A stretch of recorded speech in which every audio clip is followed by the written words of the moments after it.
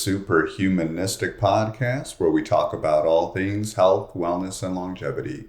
Thank you for joining us this week. We are your hosts. I'm David. I'm Jessica. And make sure you hit that follow button on this podcast so you never miss another episode. We put out one episode a week every Saturday. Also, make sure that you follow us on Superhumanistic on YouTube and Instagram and share this podcast with someone that you love who's also on a health and wellness journey. Last week, we talked about AI and working out and how you can implement AI into your workouts through a lot of new programs that are out there, a lot of emerging technologies, basically just trying to help you recover better, identify when you should be working out, when you should be recovering, and all kinds of things in terms of what you should be eating. So if you want to learn more about how AI can help you reach your health goals, go back and listen to last week's episode. This week, we are going to be talking about joint and muscle killers. Yeah, so in particular, we are focusing on 6 everyday habits that are eroding our physical foundation, meaning our muscles and joints. So it's really important that we take care of our muscles and joints. A lot of times, I know for myself at least, I skip out on those stretches that I know are super important for my physical health as well. So we're talking about things like not just sport injuries, but those everyday, like, you know, even our posture that we have in our everyday life, right? So our slow decay that is stealing our mobility over time is our focus today. Yeah, we really are going to focus on future-proofing your body. So let's go ahead and jump right into those culprits. Yeah, so really number 1 is going to be that chronic sitting that we're doing. I know for my job, at least I'm up and moving around quite a bit, so I'm not as worried about this one, but on the weekends, definitely I find myself chronically sitting. Our weekends are time for rest, of course, but it's still important to make sure that we're getting up and moving. So chronic sitting, Yeah, well, I mean, I think we do a pretty good job of getting out there and working out. We try to do a Saturday yoga class. It's snowing out there right now, so I had to skip that one today. But like you said, I think we all could do a better job of stretching and using those different dynamic stretches and those type of things as well when you're working out. One of the things is people are just locked into their chairs with the type of jobs that they have today. So that's going to shorten a lot of your key structures there. Your hip flexors become more tight. What that's doing is pulling your pelvis out of alignment. So really also simultaneously, your primary movers, which are your primary power generators actually, are your glutes and your core stabilizers. So those kind of become inactive basically whenever you're sitting. So the postural imbalance puts you under pressure on your lower back. So that's always going to really restrict the range of motion in your hips, leading to premature joint wear. So I know for me, I also sit at a desk quite a bit, and I've put a computer stand now so that way my laptop sits higher up and I'm able to adjust it and make sure that I'm also keeping a good posture and kind of leaning back a little bit. So I'm really trying to focus on making sure that I have good posture throughout the day. Yeah, that's really important. And we'll get into that one next too, about like our neck joints related to like our posture. For this one though, that immobility, so not moving enough, the key here is to set a timer every hour, or, you know, if you start feeling yourself sitting for a long time, to get up and move. I know like my Fitbit, so like a lot of our watches or exercise, whatever it is that you have, even our phones can alert us every hour to get up and start moving. Especially if you haven't hit like those steps for the day. So that's the quick fix here, is to make sure that we're getting up every hour and moving in some sort of way. It can be stretching. It can be going for a 2-minute walk. It can be like tightening your core, doing squats, doing some sort of movement. So you're not just sitting down, exactly like my husband was saying. Our hips start to get used to like just sitting, and then our pelvis is out of alignment. So making sure that we stand up to get our body back into alignment. All right. And then habit 2 is going to be that forward head posture there. Look around any coffee shop or office and you're going to see somebody with their head down looking at a computer. Yeah. I mean, I catch myself doing this all the time. I'm on my phone probably too much, I'll be honest. And then my computer too, with the paperwork that I'm having to do for work. I just am on the screen a lot of times, right? And this is important, especially as we see children being on phones more and more. Back in my day, we didn't have cell phones growing up, so it wasn't as much of a concern for us as children. But definitely now I'm seeing more and more children having phones earlier and earlier. So, and video games, right? So making sure that we catch this at a younger age so that our alignment stays as it's supposed to stay. But our head weighs between 4.5 and 5.5, or 4.5, and 5.5 kilograms, which is about the weight of a bowling ball. So thinking about that, if we're shifting forward as we look down, or even if our computer is out of alignment, like our head is then, as that bowling ball, the heaviness, inching and straining the back of our necks. You can feel it in your shoulders eventually. Definitely I'm guilty of doing this and have started to feel those impacts of this too. So the neck muscles increase exponentially. So then we see that biomechanical load jump from not only the 5 kilograms, but to 12 kilograms, which is way more as we're bending our heads forward to look at our phone or computers.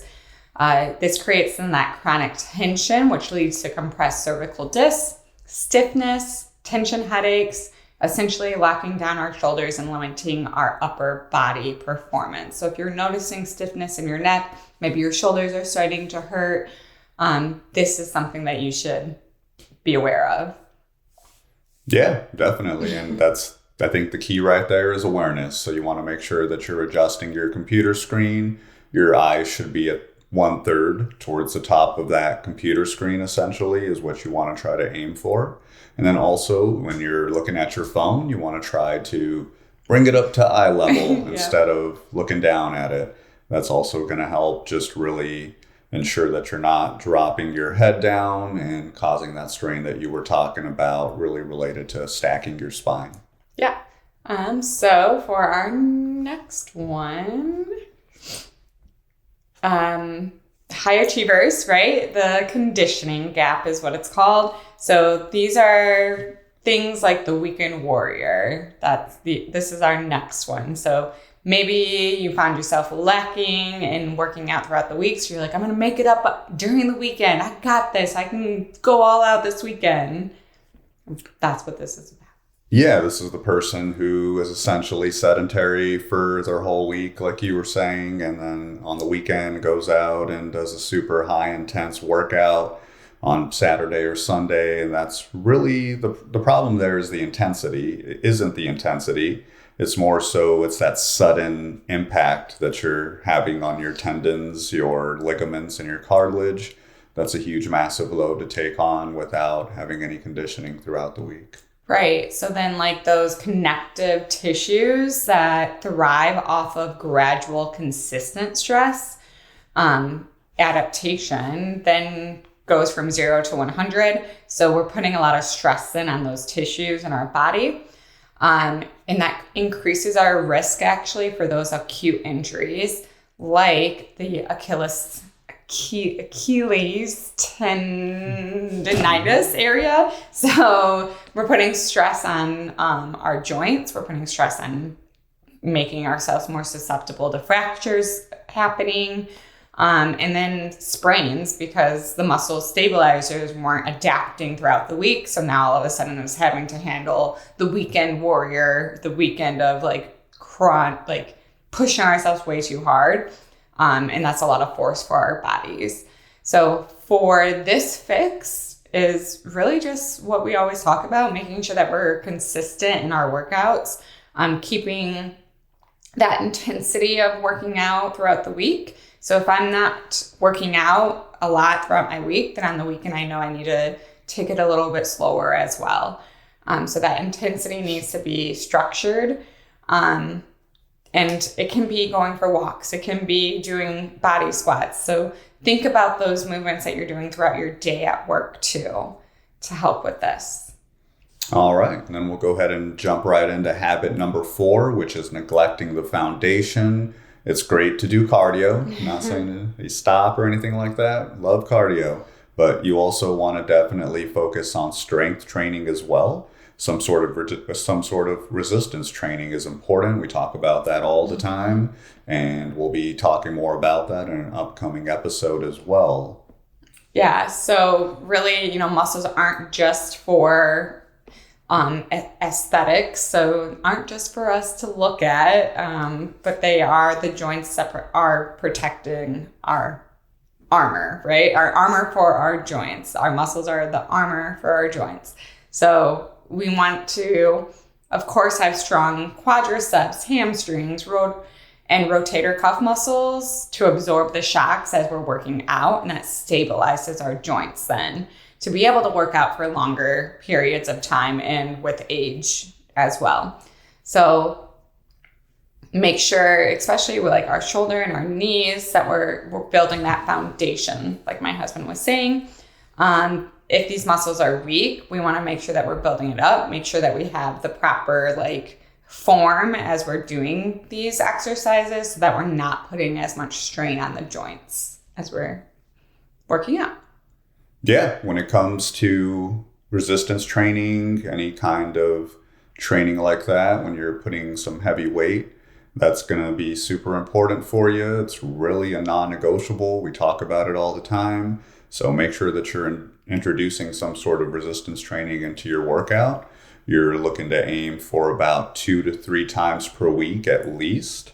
You can do free weights, you can do body weight, you can do resistance bands. So there's plenty of options, no excuses out there to get some resistance training in. And if you are only doing it 2 to 3 times per week, you're going to want to focus on those compound movements.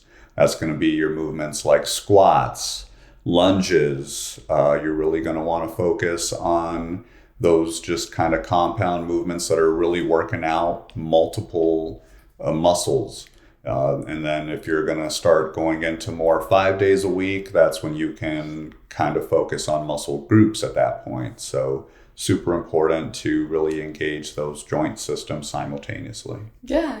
So then our next one is talking about that ego lifter. I think we've all been there before, but that's the person who is going in and yeah, I got this today. I'm going to lift the heaviest I can ever lift. And then something bad happens, right? So getting into those ego lifters. Yeah, you really just want to focus on lifting correctly. You want to avoid bending over, using your lower back and spine, that kind of classic hunched over movement as you go to pick something heavy up, whether it could be a box or if you have a kid, maybe you're picking up a kid, just really your pet, it could be anything. So really want to avoid that rounded spine. You want to kind of make sure you're engaging your glutes, your core, and kind of using your knees to squat down essentially is probably going to be a good way to go. Yeah. So really the fix here is to make sure that you have good core. So I get wanting to lift heavier. Again, I've been there before. We're I'm going to lift the heaviest I can today. I feel like I'm ready. But those foundations are so important. So making sure you have the proper alignment as you're lifting, even if it is something at home that you're trying to lift, 'tis the season, right? Christmas trees are going up. Those can be pretty heavy. So making sure you have the core tight, you have your spine in alignment, keeping your glutes and quads tight as well and not bending too far forward.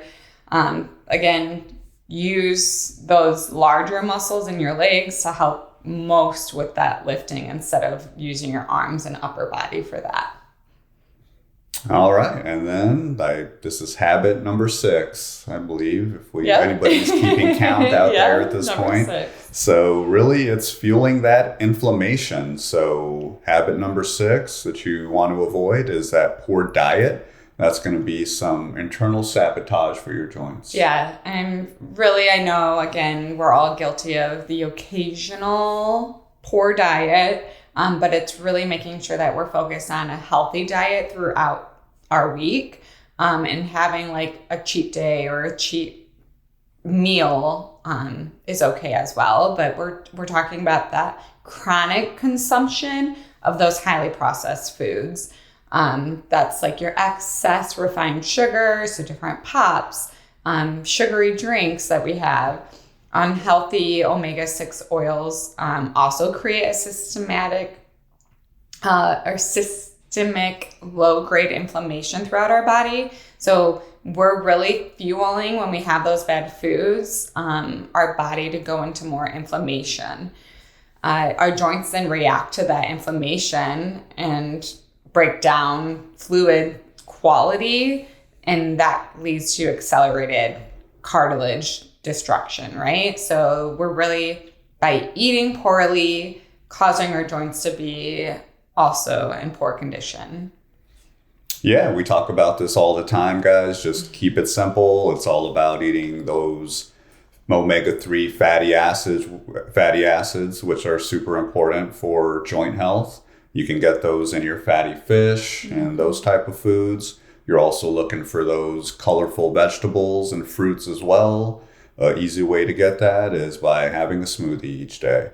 And then we're also always recommending those unprocessed whole foods is what you're looking for. Like you were mentioning, avoid those processed foods, focus on whole unprocessed foods. And then hydration is always key as well when it comes to joint health, and that helps in all kinds of ways. So make sure you're staying hydrated and having the right amount of water for your body weight. And we've done an episode on that. So go back and listen to that if you want to learn more. So these are the 6 habits that you want to break starting today if you want to move and perform like a superhuman. Yeah, and like starting in small, being consistent with these changes as well. We're not expecting you to do all of this in one day, but maybe it's simply noticing my posture and how I hold my phone. Maybe it's starting with drinking more water throughout your week, or just today focus on, right? So be the best version of yourself starting today. All right. Thank you for joining us on the Superhumanistic podcast. Make sure that you hit that follow button and subscribe on this podcast so you never miss another episode. And we'll see you next week. Bye.